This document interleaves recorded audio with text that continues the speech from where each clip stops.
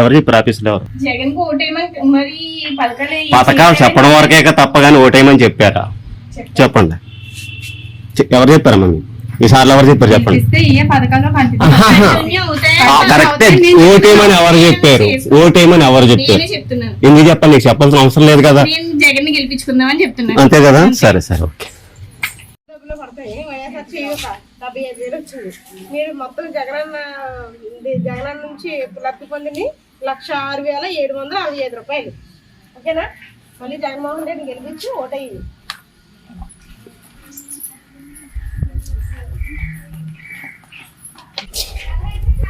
ఆ లెటర్ మీకు ఇచ్చినట్టు మేము అక్నాలెడ్జ్‌మెంట్ తీసుకోవడం అంతే. ఇది ఒకసారి చదువుకోండి మీరు. అంటే జగనన్న వచ్చిన తర్వాత మీరు ఎంత లబ్ధి పొందారని సర్వే అనమాట. ఇది మీరు ఎంత లబ్ధి పొందారు అది మీకు ఇచ్చినట్టు మేము అక్నాలెడ్జ్‌మెంట్ తీసుకోవడం. ఈసారి చూస్తే ఒకసారి కళ్ళు రెప్పలు కొడుతుంటే తీసుకుంటాం. రెప్పలు కొట్టండి. మామిడికాయ ఉందా ఎక్కడ? చెట్టు ఉంది. అయిపోయిందా?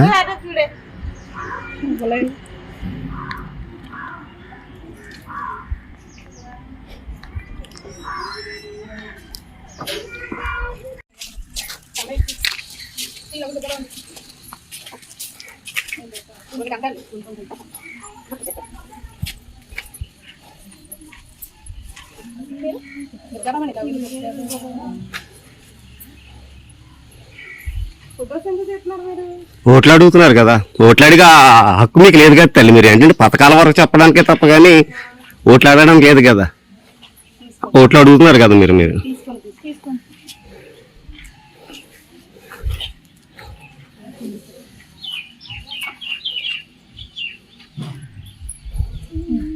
అయిపోయింది.